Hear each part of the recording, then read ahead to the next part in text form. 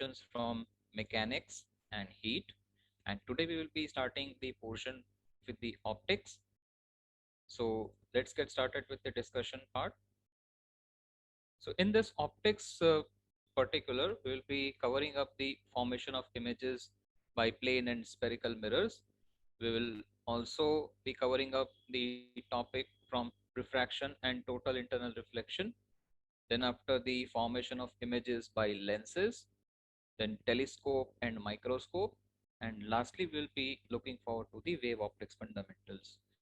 So this is the agenda of our today's session. So starting off with the basics part, that is the formation of images by plane and spherical mirrors.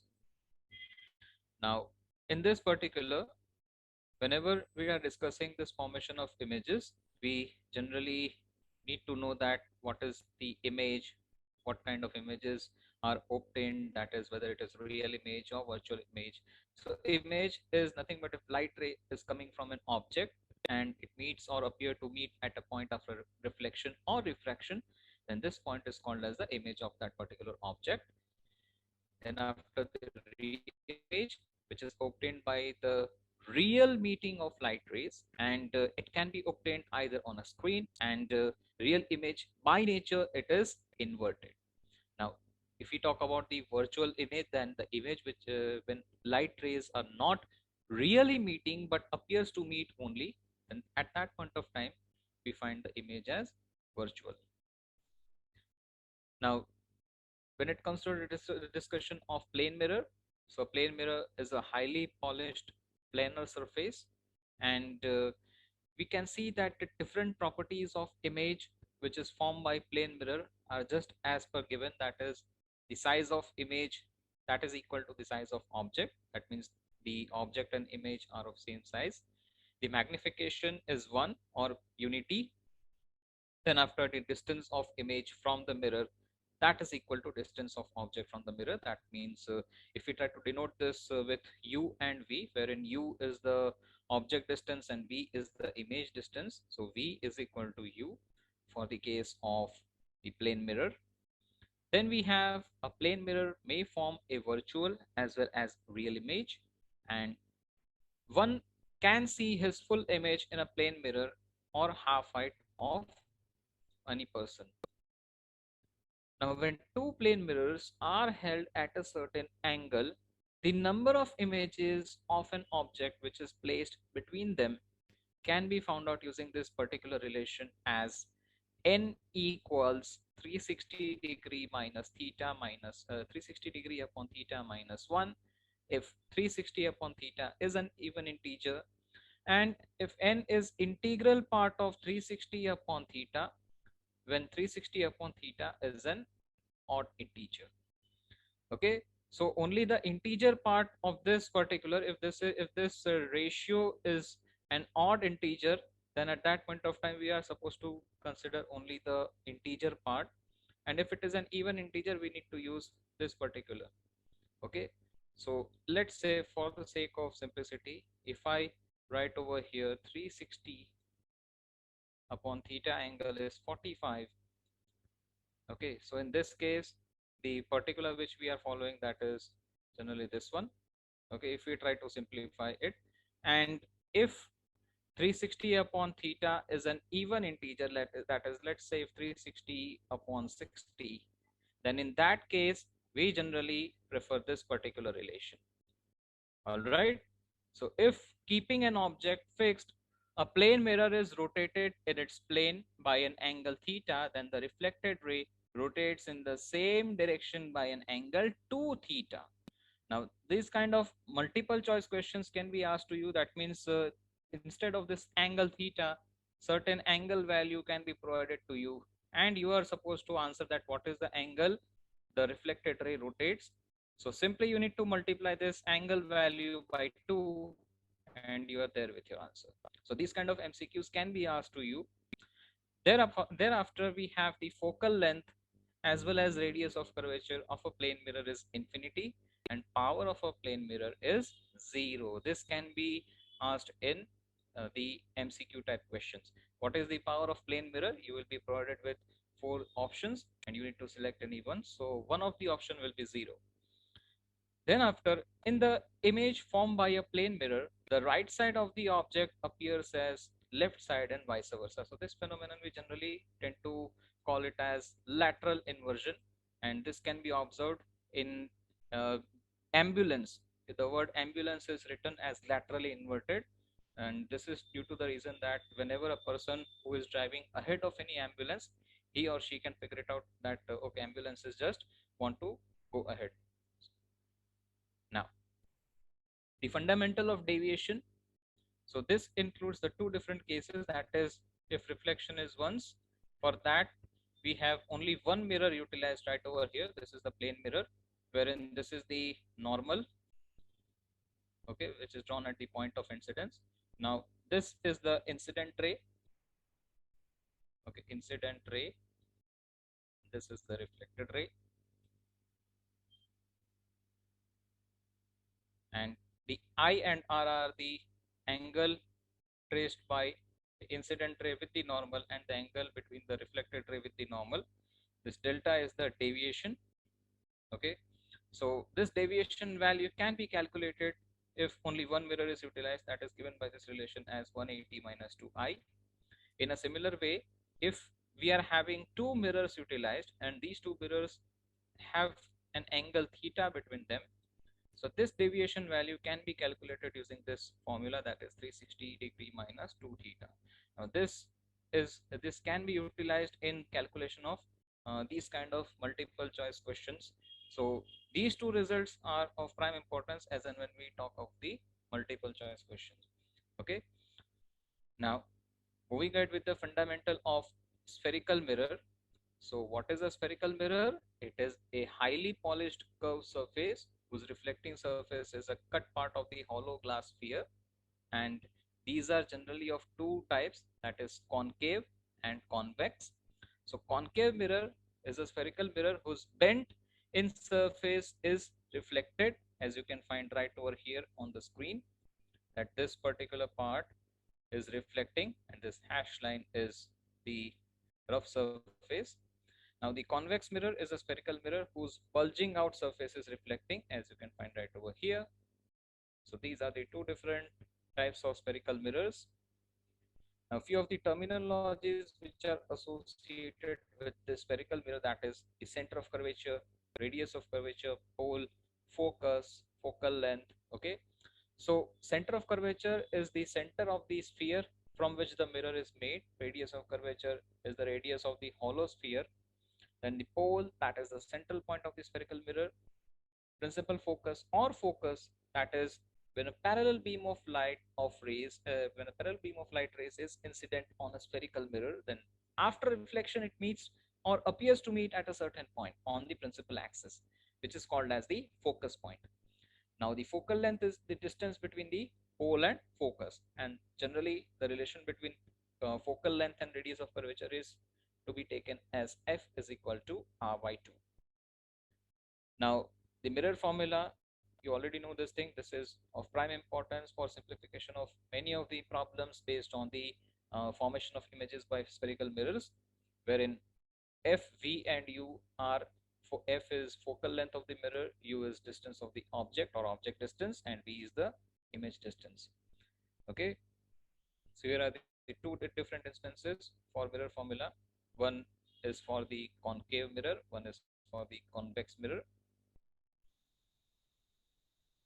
Okay, then after, all right, I'm finding one query, that sign convention. See, sign convention part is very easy. If you try to locate a mirror like this way, okay, and if the mirror is placed right over here like this way, so that at this point of time we have the concave mirror utilized right over here, and since the object is placed in front of the mirror, so this is the negative axis, okay, or x-axis is negative over here, this is the positive part for x. So if an object is placed right over here, then the distance is measured from pole. So this distance, generally object distance and image distance, both are taken as negative. Okay, so This is the particular which we'll be looking forward to as a kind of sign convention. So for any concave mirror, we have object distance as negative of u, image distance is negative of v, and focal length is negative of f. Whereas in case of the convex mirror, only one thing is differing, as the mirror is kept like this way, and we have this axis, principal axis right over here, and I'm making the internal surface rough. So this is the convex mirror. Over here, object distance is negative, but the image is formed right over here. So it is positive. So U is positive, U is negative, V is positive, and F, since the focal length is also towards the left, F is also positive. So these are the sign conventions which we generally tend to utilize for this particular cases. Now let's proceed ahead with the learning of the other part, that is the linear magnification. Now magnification or linear magnification, that is the ratio of height of image of a mirror to the height of the object. So that is called as the linear magnification, which is denoted by small m. So it is image height upon object height, that is equal to minus v by u. This is the relation which we tend to utilize for finding the magnification. Okay. Now, if aerial magnification or axial magnification is asked, then the relation turns out to be that the ratio of area of image. Okay, so how much area the image is occupying? So area of image to the area of object, that is called as aerial magnification, which is given as m square. So m square, that is equal to, we will take the square values of these v and u. So this minus sign turns out to be positive. So it is v square upon u square. Now, whenever a small sized object is placed linearly along the principal axis, then its longitudinal or axial magnification is given by this particular relation, that is equal to f upon f minus u the whole square, or it can be also given as f minus v upon f the whole square.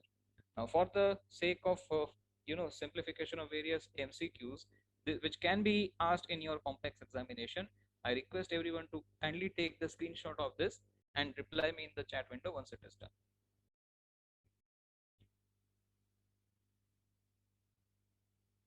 You can type Y for the confirmation. All right. Thank you so much. Now, as you can find, the sign convention for spherical mirrors is already given over here, but it is in the statement format, and I had abbreviated this part in the image format. So let's have a quick recap of it, that all the distances are measured from the pole of the mirror. Now distances measured in the direction of incident light rays are taken as positive, and which are measured opposite to the direction of incident light rays are taken as negative.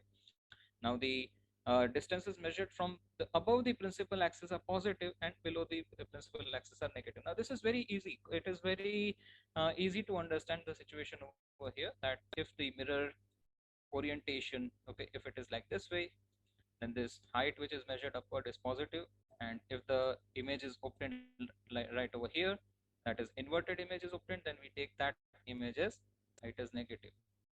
Okay, so it's a very common understanding. You must know the Cartesian fundamental, so that will help you out with this particular. Now the focal length of concave mirror is taken negative, and that for a convex mirror is taken as positive. This also I have already made you understand. Now let's have a look at few of the rules for image formation in spherical mirrors. Okay, so the first ray one, that is illustrated over here. So a ray through the center of curvature which strikes the mirror normally and is reflected back along the same path. Okay, so for concave mirror you can find the case right over here, that the ray, if it is incidented passing through the center of curvature, then after striking back it goes through the center of curvature. Okay, so this is how the phenomenon happens, and the same you can observe for convex mirror also. Since the convex mirror, it has the center of curvature located right over here, that is, it is at the virtual instance. Now for ray 2, we have to look forward to this particular case, that if a ray is parallel to the principal axis, then after reflection, see, ray is parallel to the principal axis, then after reflection it passes through the principal focus. Okay, and same goes right over here, that after reflection it passes through the principal focus, but since principal focus for convex mirror is located right over here, so I will extend this ray backwards. Now for ray 3, we have that if a ray is passing through the principal focus like this way, then after striking the surface of the mirror, it will move parallelly, okay, to the principal axis. So a ray passing through the principal focus or a ray which appears to converge at F is reflected parallel to the principal axis. And lastly, we have that ray 4, which is right over here illustrated. So a ray striking at pole P is reflected symmetrically back in the opposite direction. That is the angle which is traced between the principal axis and incident ray. The same angle you can find right over here. All right. But this happens only when the ray is incident at this pole P of the mirror. So these are the 4 different instances or 4 different rules for image formation in spherical mirrors. Now let's take a look forward to the image formation by concave mirror. Now this table is of prime importance, which will guide us that what is the position of the image, what is the position of the object, and correspondingly at which position the image will be formed, what will be the relative size of the image, and what will be the nature of the image. So do take a screenshot of this particular slide and respond me in the chat window with the confirmation why. I will explain these. Okay. Now the first instance at infinity. So if the object is located at infinity, then the rays coming from infinity, okay, so position of the image will be at principal focus. As you can find that the position of the image will be at the principal focus, and it will be of highly diminished in nature and point sized object. Okay. And the nature of the image will be real and inverted. Now if it is located beyond C, okay, that is this particular case we need to observe. So if the position of the object is beyond C, then it will be image will be observed between F and C. That this you can find right over here. And the size of the image will be diminished, and the nature of the image will be real and inverted. So we find that real and inverted case are for 5 different instances, whereas only for one instance we find the image as virtual and erect for the case of concave mirror.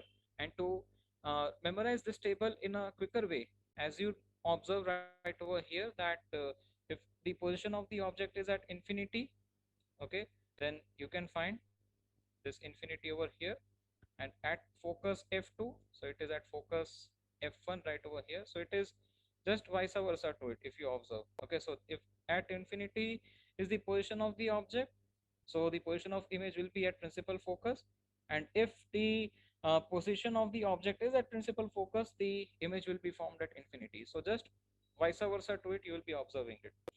Similarly, if you observe that if it is beyond 2, so it is between f and 2, and for the case of between f and 2, you will form as beyond 2. Now this 2f1 or 2f2 is the center of curvature ultimately. Okay, the notation stands for center of curvature C. So we have the vice versa cases, and similarly for at 2f1, if the position of the object is at 2f1, then the position of the image is also at 2f2. Okay, that means if it is at C, 2f1, that means it is at C, center of curvature, then the position of the image will be also at center of curvature, and it will be of same size, and the nature will be real and inverted. All right. So this is how you can quickly remember. Only you need to remember these particular parameters in a chronological order. That means you need to remember right up to here, and thereafter you can do one thing, that just start writing from this particular point. So this comes first, this comes second, this comes third, and this comes fourth in the reverse way. Then after, between focus and optical center, so for that it will be on the same side. Okay, so this is what the table which we are looking forward to. Now for image formation by convex mirror, that is we have at infinity, so at focus. Now between infinity and optical center, so optical center, this is just for lens. Okay, but if it is for mirror, then we will look forward to only one instance, that is at infinity, so the image will be at principal focus. Then after, the refraction through a glass slab, that is when a glass slab is placed in the path of a light ray, it produces a shift in the position of object when viewed through it, which is given as 1 minus 1 upon n into t.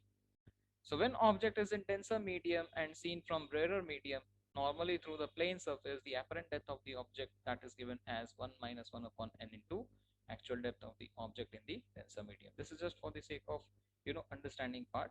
The prime part is critical angle, because based on this we'll be observing few other fundamentals also. So critical angle, that is the angle of incidence in a denser medium for which the angle of refraction in a rarer medium becomes 90 degree. Thereafter, the critical angle for diamond is 24 degree, critical angle for water is 48, and critical angle for glass is 42 degree. If you want to memorize this in chronological sequence, then it turns out to be DWG, which is abbreviation of drawing. So diamond, that is 24, okay, 24 into 2, that is 48. And lastly, the result which we have to observe, that is, see, 24, we can write it in a reverse way as 42. So this is how you can remember quickly all these values. Okay. Now these remembrance of values are just for the better simplification. If the values are sometimes not provided to you in the question, then if you're knowing this value, then the question simplification turns out to be very easy. Now the next part, that is, we need to observe that uh, refractive index of denser medium, okay, that is given as mu is equal to 1 upon sine c, or sometimes it is also denoted as n.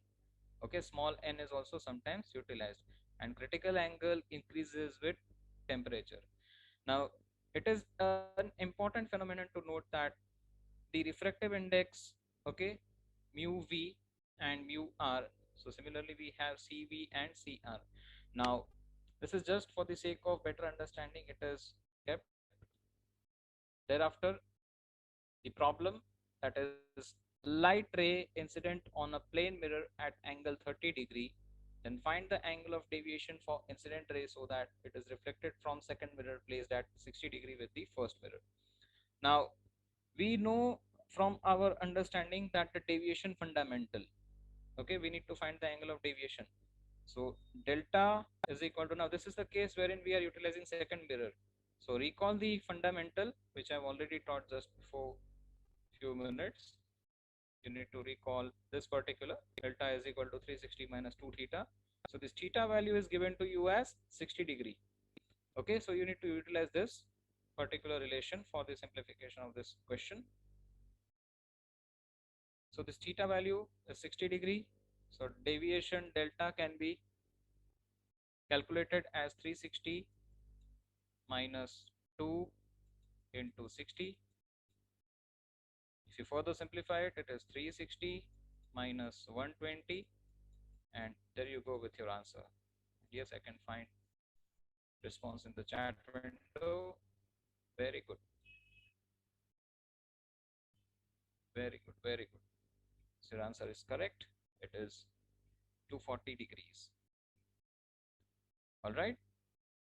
Next question. Light ray is incidenting on a plane mirror. So if mirror is rotated at angle theta, then the reflected ray will be rotated at angle what? Now this is also the question which is coming from the fundamental which we have learned. So if the incident ray is rotated at an angle theta, the reflected ray will be rotated at an angle. Definitely it is 2 theta. If you recall this fundamental. Just a minute.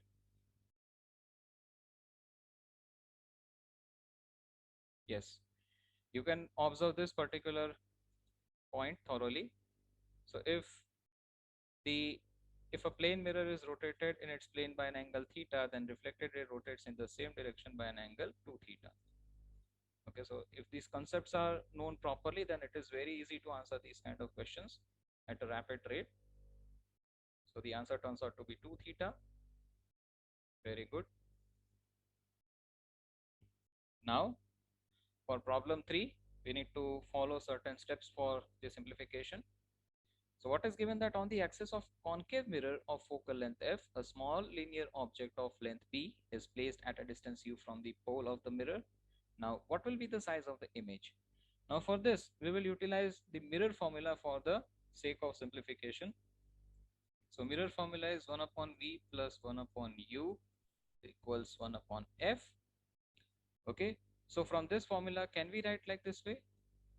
That if we take U in the product on both sides, okay, so multiplying both sides by U, this ultimate equation turns out to be U into bracket 1 upon V plus 1 upon U equals U upon F. Now, if you take this U inside, so it turns out to be U upon V plus 1 equals U upon F. Therefore, U upon V is equal to U upon F minus 1. Therefore, U upon V equals U minus F upon F. All right. Now, why I have done this step, I will explain you on a later stage, because we need to differentiate this mirror formula to find our size of image.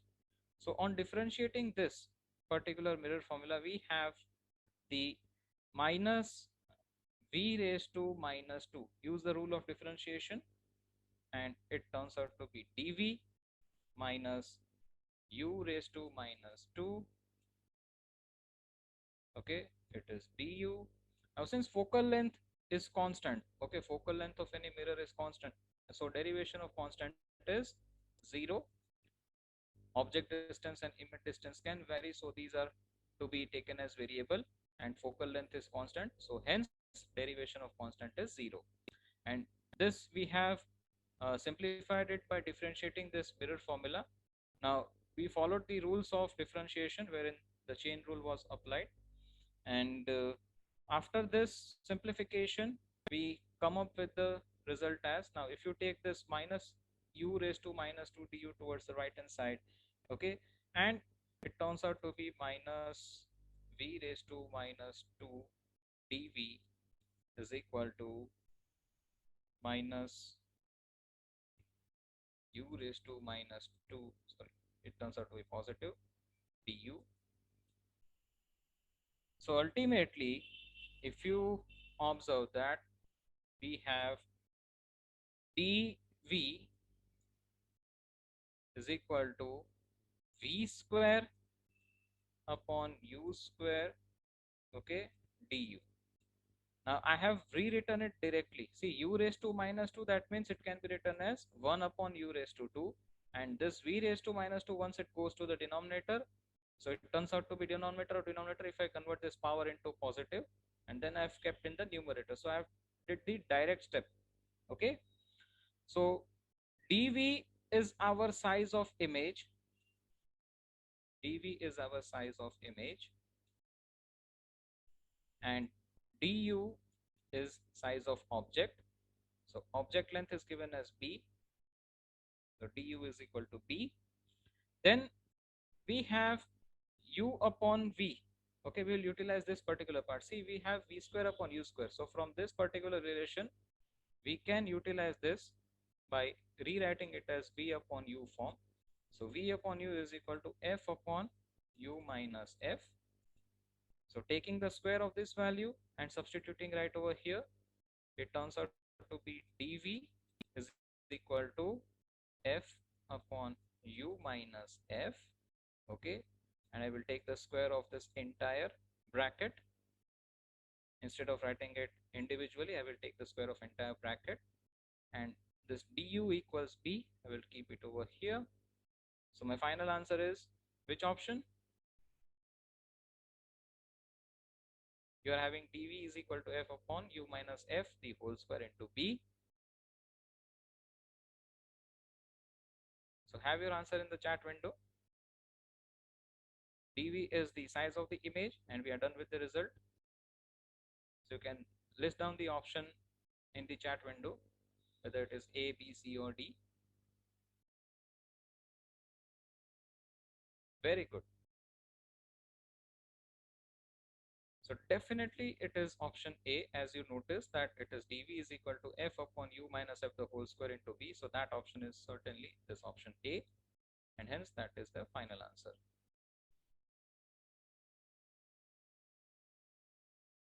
Now, moving ahead with the next fundamental part, that is refraction and total internal reflection. Now, in case of refraction, the fundamental states that the deviation of light rays from its path when it travels from one transparent media to another transparent media, the phenomenon which is observed, that is refraction of light. So when a ray of light goes from rarer medium to a denser medium, it bends towards the normal. And when a ray of light goes from denser medium to a rarer medium, it bends away from the normal. So this is the fundamental which we already know. Now, refractive index fundamental states that the ratio of speed of light in vacuum to the speed of light in any medium is called as the refractive index of the medium, wherein it is mathematically expressed as mu is equal to C by V. Now, over here we have utilized the notation mu. In some textbooks, it is used as N, okay, or eta. Both the notations are good to go. Now, refractive index of water is 4 upon 3, that is 1.33, and for glass it is 1.5. Now, when a light is reflected by a denser medium, so phase difference pi radian or path difference of lambda by 2 or time difference of t by 2 is produced. This particular point is of key importance when it comes to multiple choice questions, because in MCQ these kind of theoretical point wise extracted questions can be asked to you. Few options will be provided, wherein let's say over here phase difference options can be stated as pi, pi by 2, 2 pi, or 0. So answer is pi. Okay, so whenever a light is reflected by a denser medium, the phase difference of pi is produced. In a similar way, path difference of lambda by 2 is produced, and time difference of t by 2 is produced. And this is ultimately coming from the Stokes law. Now, the distance x traveled by a light in medium of refractive index mu is equal to distance mu x traveled in vacuum. So, time taken by line to traverse a thickness x, that is given as mu x upon c, wherein c is the velocity of light in vacuum. Thereafter, the relative refractive index fundamental, which states that it is the refractive index of second medium with respect to the first medium, and it is written as 1 mu 2. So if I want to relate the refractive index of air and glass, okay, so can I write like this way, A mu G. So it is the refractive index of second medium, which is glass, with respect to first medium, which is air, and that is equal to nu 1 upon nu 2, wherein nu 1 is the speed of light in medium 1, and nu 2 is the speed of light in medium 2. Now, Cauchy's formula, that is refractive index of medium, that is given as mu is equal to A plus B upon lambda square plus C upon lambda raised to 4 plus up to plus. So, where lambda is the wavelength of light and A, B, C are constant values, when refractive index from this particular can be observed that it is inversely proportional to square of wavelength of light. So, this relation is sometimes helpful in MCQ part. So, you can take a screenshot of this particular slide. Let me erase this annotation. Yes, now you can take the screenshot and respond me in the chat window once it is done. All right, we'll proceed further. Then it is refraction through a glass slab. So when a glass slab is placed in the path of light ray, it produces a shift in the position of object when viewed through it, which is 1 minus 1 upon n into t. And when the object is a denser medium and seen from rarer medium normally through the plane surface, the apparent depth of the object is taken as 1 minus 1 upon n into actual depth of the denser medium. Now, the fundamental of total internal reflection. So if you have studied the critical angle thoroughly, then after only you can understand this particular fundamental, that is total internal reflection.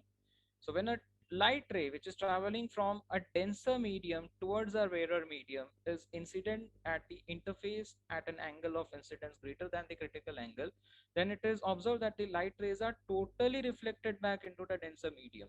So let's say if this is the critical angle ray, this is the critical ray, and this is the critical angle C. And if I tend to incident one light ray which is beyond this critical angle, so what will happen that after this point of incidence, okay, what will happen that the entire light ray will get reflected, and this particular surface behaves as the plane mirror. Okay, it is not a plane mirror, it is the medium interface, but it behaves as a plane mirror.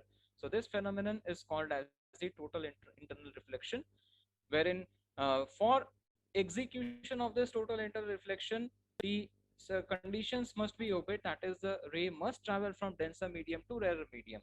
Okay, this is the condition which we need to take care of, and also the angle of incidence must be greater than the critical angle. And one instance which is commonly observed in summery days, that is mirage. So mirage, which is an optical illusion, it is observed in deserts and roads on a hot day, which is also an application of total internal reflection. Now, few of the results related to this particular fundamental, that is sin C or sine of critical angle, that is given by n2 upon n1. Now, once again, n2 and n1 are the refractive indexes of medium 1 and medium 2, wherein n1 is greater than n2. Okay, and C is known as the critical angle. So sin C is equal to 1 upon n if n2 is equal to 1 and n1 is equal to n, and the radius of circular path of vision of fish which is in water, that is given as r is equal to h upon under root of n square minus 1, wherein h is equal to depth of fish, and area of circular path of vision, that is a is equal to pi r square, wherein r is equal to h upon under root of n square minus 1 is substituted over here, and then you have the area of circular path of vision. Now, generally, these two results are very rarely utilized, but these are kept just for if, let's say, once for a while, if these kind of questions are asked, then it is very easy to answer if these results are memorized. Now, simplifying the question, a light ray is propagating from space to the medium having refractive index n, and if angle of incidence is twice the angle of reflection, then angle of incidence will be what? Now, to simplify this, we need to take this particular statement in the form of the mathematical representation. The angle of incidence is twice the angle of reflection. So I is equal to 2r. It is clearly given. So from this, can we write r is equal to I by 2? Now, we know that refractive index for an abbreviating refractive index like this way of vacuum. Okay, refractive index of vacuum is 1, and that of medium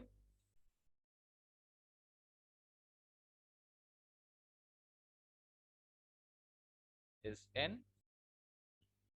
So, utilizing our prime fundamental of Snell's law of refraction, we have sin I. Okay, since it is n1 sin I, but n1 is 1, so I am directly writing as sin I. Okay, 1 into sin I is sin I itself, and n2 value is n, so I am writing it as sin n sin r. Now, we can utilize one formula of sine, that is sine of double angle, sine of 2 theta is equal to 2 sine theta cos theta. And what happens if this angle is taken as only theta? So sine theta is equal to 2 sine theta upon 2 cos theta upon 2. Okay, so this result is obtained from this result. If I reduce the angle to half, so we'll utilize this particular sine theta result right over here instead of sine I. So sine I is equal to 2 sine, what will come? 2 sine I by 2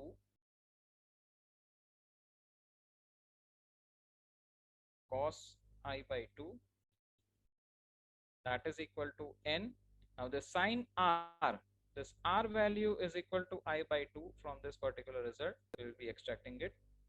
So n sine I by 2. Now sine I by 2, sine I by 2 is a 1-1 function, so it gets eliminated from here. So 2 cos I by 2 is equal to n upon 2, sorry, is equal to n. And from this result, okay, from this result, we can write over here as cos I by 2, that is equal to, this 2 goes down and it turns out to be n by 2. So I by 2 equals cos inverse n upon 2. So what is the angle of incidence I? That is equal to 2 cos inverse n upon 2. So what will be the correct option amongst the given ones? You can have your answer in the chat window.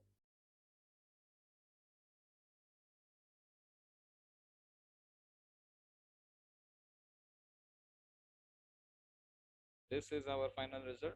So identify the correct option. Very good.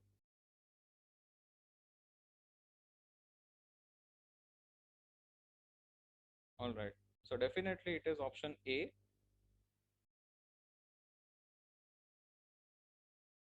Okay. So 2 cos inverse n by 2 is the correct answer.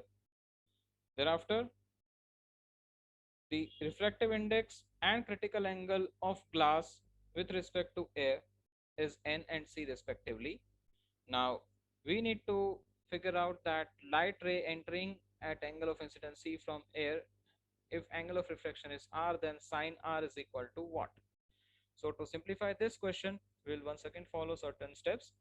Now as I have observed, as I have already stated in the case of refractive index, that we can write refractive index as air with glass with respect to air, it can be written as a and g. Okay, now refractive index of air is 1, so I will write it as 1 upon sine theta.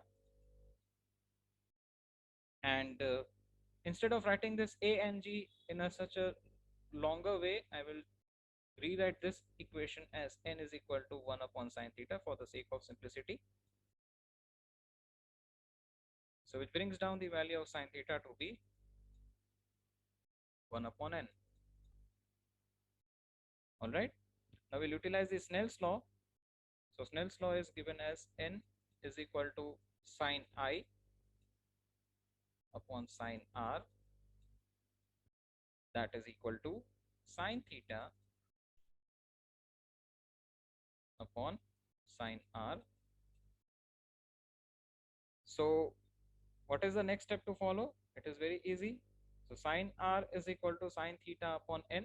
From this we can say n is equal to sine theta upon r. So sine r is equal to sine theta upon n, wherein if we utilize sine theta result from here, that is 1 upon n, if we try to substitute in this particular part, so sine r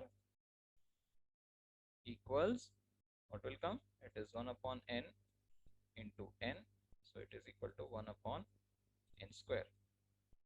So what is the correct option? You are having the 4 options right in front of you. You can have your answer in the chat window.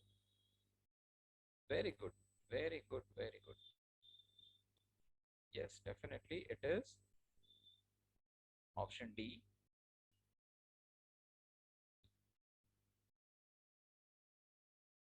Moving ahead with the next part, that is formation of image by lenses. Now in this we'll be looking forward to the laws of formation of images by lenses first, and then we'll proceed ahead with the different types of lenses, that is concave lens and convex lens. So starting off with the laws of formation of images by lenses, that is the position and nature of the image by lens in any case can be obtained either from a ray diagram or by calculation. Now to construct the image of a small object perpendicular to the axis of a lens, we need two of the following three rays that are drawn at the top of the object. So for lens we need to utilize two rays for the construction of image, or okay, so we can observe these particulars with the help of these three rules, okay, or these three laws. So a ray parallel to the principal axis after refraction passes through the principal focus or appears to diverge from it. So take this instance, at first. So you can observe this particular. So ray parallel to principal axis. After refraction, it passes through the principal focus. Right over here, you can observe the first is convex lens, the second is concave lens. Now the second diagram says that a ray through the optical center P, okay, you can notice right over here, passes undeviated because the middle of the lens acts like a thin parallel sided slab. And the third figure, that is for the ray passing through the first focus F1 become parallel to the principal axis after refraction, which you can notice right over here in both the figures. Now, if the laws are clear, we can proceed further with the image formation by convex lenses. So once again, the similar table which we have already studied, that you can find right over here. Okay. So this table is all, this particular is already we have covered up. So we are skipping to the next part, because for mirror also we have observed the similar table. So at present I'm skipping this part, and this is also I think covered up.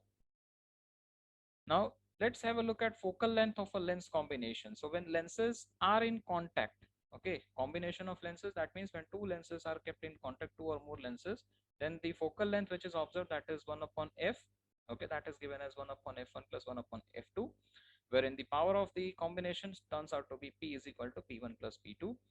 And when lenses are separated by a certain distance d, and for that what we need to do, the combination of lenses focal length is kept as it is, and we'll subtract this distance value to be divided by the product of the focal lengths. Then the power of combination turns out to be similarly p1 plus p2 and minus d into p1 p2. Now this lens combination formula are important, so I request everyone to take the screenshot of this and respond me in the chat window once it is done.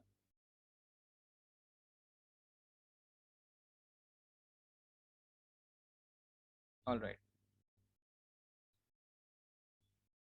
Now linear magnification and axial magnification, that is linear magnification is given for lenses image height upon object height, that is v by u, but for mirror it was minus v by u. Okay, so there is a difference. Now for a small sized object which is placed linearly along the principal axis, its axial magnification is given as uh, f upon f plus u the whole square, and it can also be written like this way, that is f minus u upon f the whole square. Now the focal length of a convex lens by displacement method can be found out using this particular relation, that is f is equal to a square minus d square upon 4a, wherein a is the distance between image pin and object pin, d is the distance between two positions of lenses, and thereafter you can substitute these values of a and d and obtain your focal length. Then the distance between two pins should be greater than 4 times the focal length of the convex lens, that is a is greater than 4f. So height of the object O, that is equal to square root of I1 I2. Now cutting of a lens, that is given as if a symmetrical convex lens of focal length f is cut into two parts along its optical axis, then focal length of each part, which is a plano-convex lens, turns out to be 2f. So this phenomenon you can observe right over here. If the convex lens is cut into two parts from the optical axis, which is this particular, the focal length of each segment turns out to be 2f. Okay, and if two parts are joined as shown in figure, the length combination is again f. Now if a symmetrical convex lens of focal length f is cut into two parts along the principal axis, then focal length of each part remains unchanged as f. Then if these two parts are joined with curved ends on one side, the focal length of the combination is f by 2. That means the case which we observe right over here in this case, that is the particular which this particular is to be discussed. But on joining two parts in opposite sense, the net focal length becomes infinity. All right, so this is the fundamental which we observe. So once you are cutting the lens along this particular axis, once you are cutting the lens along this particular axis, and you obtain the results as per this. You can observe right over here. Now general equation of lens is given as minus 1 upon u plus 1 upon v is equal to n2 minus n1 upon n1 into 1 upon r1 minus 1 upon r2. And this Lens-Meeker equation is important with respect to the many of the MCQs. Okay, so 1 upon f is equal to n minus 1 into bracket 1 upon r1 minus 1 upon r2, wherein r1 and r2 are radius of curvature of both the lenses. And Gauss equation, that is given as 1 upon f is equal to 1 upon v minus 1 upon u. Power of lens, that is 1 upon f, and its unit is d. D stands for diopter or meter inverse. Okay, both the units are good to go. You can either use diopter or either use meter inverse. Now the relationship between the velocity of object and velocity of image. If object is moving from large distance towards the lens, then the velocity of image is given as vi is equal to f upon f plus u the whole square into vu. Now this particular concept, this relationship concept, is generally directly asked in the MCQ. You will be provided with many of the options like vi is equal to let's say f upon f minus u the whole square into vo. And a similar way many options can be formed. Okay, so this part can be directly memorized rather than going into the deeper study of the simplification steps. Now let's try to simplify problem 1 based on this image formation by lenses. So problem 1 is, if lens is displayed towards the object from 20 centimeter to 15 centimeter, then the magnification remains same. So focal length of lens will be how many centimeters?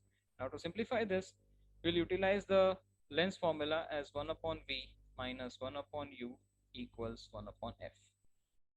Okay, so now it is, can we rewrite this equation as 1 upon v is equal to 1 upon u plus 1 upon f, or 1 upon f plus 1 upon u.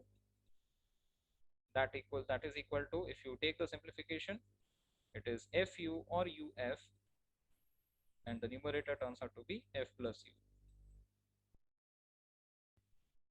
Now let us see, 1 upon v is equal to f plus u upon fu. So we can rewrite it as u upon v is equal to f plus u upon f, which can be rewritten as v by u is equal to f upon f plus u. Now it is given that magnification remains same. Okay, so magnification remains same. What does it mean? That magnification for first part is equal to magnification for second case. Okay, both the cases are observed like this way. So this certainly happens only when magnification 1 is negative. Okay, so if m1 is negative,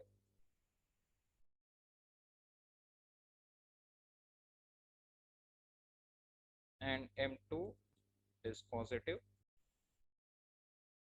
only in this case it happens. So we can rewrite this by f upon f plus u. Okay, so I will write it as u1 is equal to minus f upon f plus u2. So we have u1 and u2 values right over here. All right, so this u1 is 20, u2 is 15, and thereafter you have to do the substitution, that is f. Now this value, since object distance is negative, so take negative 20 and negative 15. All right, this I've already explained. So object distance is negative, so always take negative values over here. So it is f minus 20 equals minus f upon f minus 15, and then after you are supposed to take the simple simplification steps. So this f and f gets nullified. Okay, it gets eliminated. F minus 15 goes towards the left, f minus 20 goes towards the right, and then after we have f minus 15 equals minus of f minus 20, and if you simplify this, the value of focal length, we have 2f is equal to 35, which gives you the value of f to be how much? 35 by 2. And what is the answer? 35 by 2. You can have your answer in the chat window. Very good, very good. So 35 by 2, the answer is none other than it is 17.5. Yes.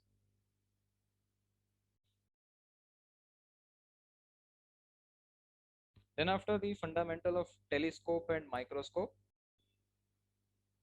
So in the simplification of telescope and microscope, we need to undergo certain concepts. That is, first of all, we'll discuss the microscope part. So compound microscope is nothing but it is a combination of two convex lenses which are called as objective lens and eyepiece and separated by a certain distance. So both the lenses are of small focal lengths wherein FO is less than FE. Okay, so FO is focal length of objective is less than the focal length of eyepiece. So the magnification power or magnifying power of this compound microscope for when final image is formed at least distance of distinct vision d, then m capital value, that is magnifying power, is given as nu o upon uo or vo upon uo into the bracket 1 plus d upon fe. So vo is distance of object, distance of image which is formed by objective lens, and uo is distance of object from the objective. Okay, now when final image is formed at infinity, so this particular is turned out into this result, that is m is equal to vo upon u into d by fe directly. So these results are of prime importance for simplification of various problems related to compound microscope. Then after the astronomical telescope, it is the combination of two lenses, once again the objective and eyepiece, which is separated by a certain distance, and it is used for observing distant images of heavenly bodies like stars and planets, etc., wherein the magnifying power for two different cases are given as when the final image is formed at least distance of distinct vision, then you take the value of m, that is magnifying power m, to be fo by fe into bracket 1 plus d upon fe. Now the length of telescope is L is equal to FO plus UE, wherein UE is the distance of object from the eyepiece. And when final image is formed at infinity, then this M value, magnification value, is FO by FE, and the length of telescope is FO plus FE. Now resolving power. So the resolving power is the ability of an optical instrument to produce separate and clear images of two nearby objects, which is, and limit of resolution, that is the minimum distance between two nearby objects, can be just resolved by the instrument, that is called as the limit of resolution. So resolving power for a microscope, it is given as 1 upon d is equal to 2 mu sine theta upon lambda, wherein lambda is the wavelength of light and mu is the refractive index of the medium, and theta is the half of the cone angle. And resolving power for the telescope, that is given as 1 upon d theta is equal to d upon 1.22 lambda, wherein d theta is the limit of resolution, lambda is the wavelength of light used, and d is the diameter of aperture of objective. Now let's try to simplify one problem based on this particular fundamental. So in compound microscope, the focal length of objective is 1 centimeter and focal length of eyepiece is 5 centimeters.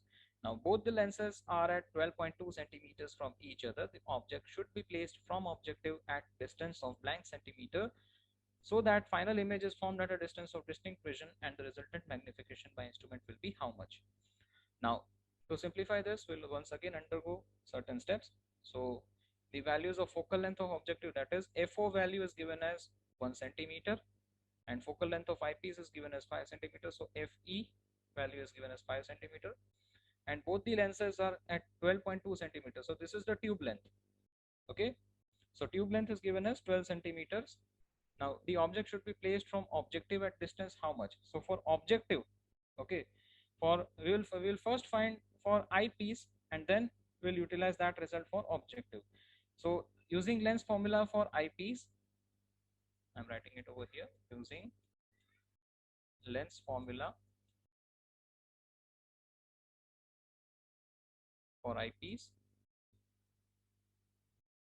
we have 1 upon f is equal to 1 upon v minus 1 upon u. Now for eyepiece, the focal length value is 5, and the least distance of vision that is generally 25 centimeter. This you need to remember. This value will not be provided. So that value is taken as minus 1 upon 25. The image will be formed at a least distance, so that is 25 centimeters. I'm directly writing this value as 25 minus 1 upon u. So if you simplify this, you will obtain the value of u to be somewhere around minus 25.6. And if you further simplify it, it will be near about 4.2 centimeters negative. So u value you obtain, that is 4.2 centimeters. Now using the concept of length of tube. So length of tube is given as, okay, that is 12.2 equals VO plus UE. Okay, so from this we can obtain VO value, that is the object should be placed from objective at distance.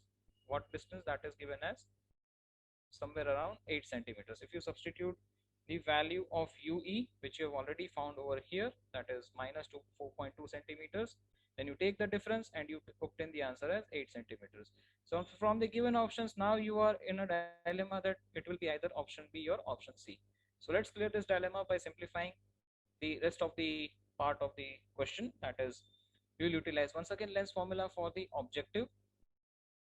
For objective, once again 1 upon f equals 1 upon v minus 1 upon u. Now this focal length of objective is 1 centimeter.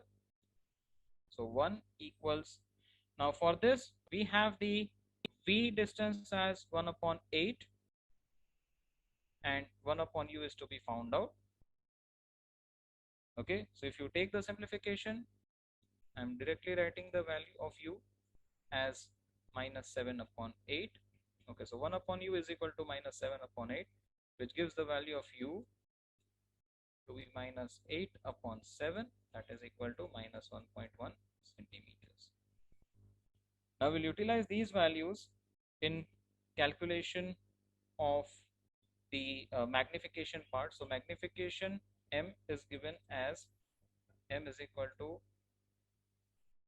I will write the formula of magnification as VO upon UO. I will take the negative sign over here as it is 1 plus B upon FE.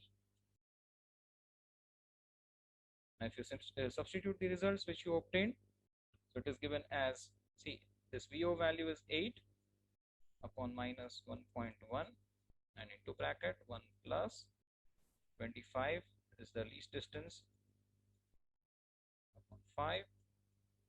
So once you are clear with the simplification steps, we'll come across the answer as somewhere around it is 43.4 or 6 you obtain after simplification. So 43.6 centimeter is the answer. So now your dilemma is cleared, I believe. 8 and 44. So 43.6 is rounded off to 44. So your answer turns out to be option B. Okay. Now, as I can find that we are already running out of time, I will simply, make you understand the concepts of wave optics in a very short duration of time. This is the last part of our today's meeting, wherein the wave optics fundamental, it is covering the wavefront topic. Wavefront, that is defined as the continuous locus of all the particles of a medium which are vibrating in the same phase. And generally there are three kinds of wavefronts which we come across, that is spherical wavefront, cylindrical wavefront and plane wavefront. Now this intensity and amplitude relation is of prime importance when simplifying the MCQs. And for the sake of simplicity, what you can do is you can take a screenshot right at this point of time and respond me in the chat window once it is done. All right. Then after we have for cylindrical wavefront and plane wavefront. So cylindrical wavefront is when source of light is linear, the wavefront is cylindrical, and when the source of light is very far off, the wavefront is planar or plane. So once again, the intensity and amplitude relations are of key importance for the MCQ. So do take a screenshot of this particular slide also.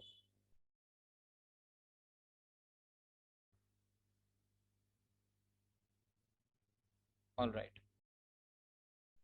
Now, the phenomenon of interference is explained that it is the phenomenon of redistribution of energy due to the superposition of waves, that is generally known as interference.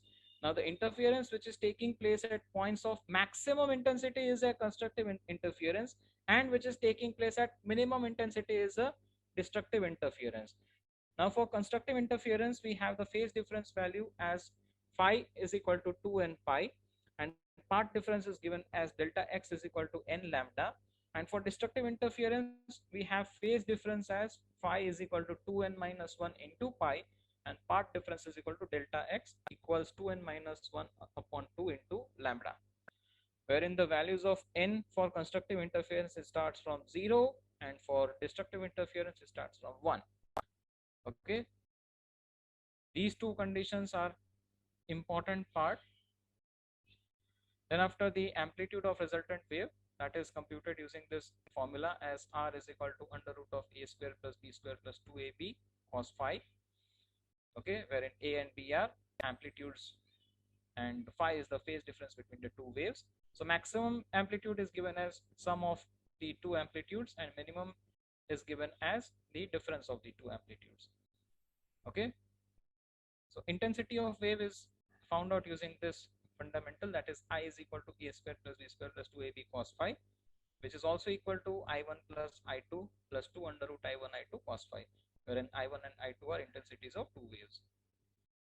Now, Young's double slit experiment is the key part for the discussion, that is position of bright fringe which is obtained, that is given as y bright is equal to n lambda d upon d, and position of dark fringe that is given as 2n minus 1 lambda d by d.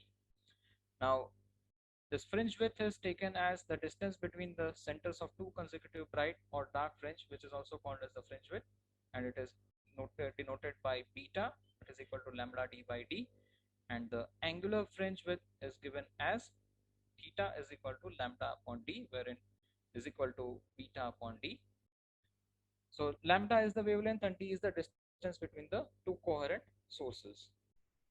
Now, angular width of the fringes, that can be found out using this relation, that is theta is equal to yn upon d, that is equal to n lambda upon d, and similarly you can also the other relations also. Then intensity of fringes, that is for bright fringe it is the 4 times I, and intensity of dark fringe is 0. So we can take the relation as I1 by I2 is equal to a square upon b square. A and b are amplitudes, that is equal to W1 and W2 taken as ratio, wherein W1 and W2 are the width of slits which emanates light of intensities I1 and I2 respectively. All right.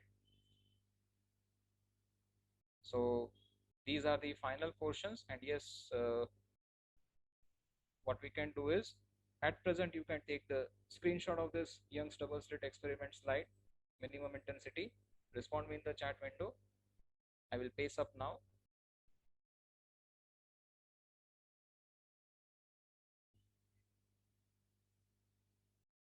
Okay, so let's simplify one simple problem based on this. Okay, and then we are done with the session. So find the ratio of intensity of central bright fringe to the intensity at position situated at a distance 1/4 of the distance between two successive fringes. So I is equal to, see, central bright fringe, so we will utilize this concept as I is equal to I max cos square phi by 2 relation. Now we are given as that the intensity of central bright fringe to the intensity at position which is situated at a distance 1/4 of the distance between two successive fringes. So for this, what we need to do, we need to take the phi at 1/4 of the distance between two successive bright fringes. So phi value turns out to be, okay, so this phi value turns out to be, it is 2 pi by 4, which is taken as pi by 2. Okay, now what we need to consider over here, pi by 2 value for phi. So our relation in this I is equal to I max cos square 5 by 2. Instead of I will be taking the value as pi by 2. So this equation results into I is equal to I max cos square. Then after pi by 2, I will keep in numerator and this 2 is in denominator. I will simplify this. So I max cos square, see this 2 goes in denominator and it gets multiplied by the 2 which is already contained in the denominator. So it is cos square pi by 4 ultimately. And cos pi by 4 value is 1 by root 2. And if you take the square of it, it is 1 by 2. So I will directly write the value of I max as 1 by 2 over here. Okay. So I is equal to I max into 1 upon 2. Now we need to take the ratio of intensity of central bright fringe to the intensity at a certain position. That means we need to take the ratio I max upon I. So what is I max upon I from this particular? I max upon I. So I will keep I max as it is. I will take I downward over here and this 1 by 2 is taken towards the left hand side. So it certainly results into the answer as, yes, very good. I can find that answer in the chat window. It is 2. All right. So 2 is the answer to this particular question.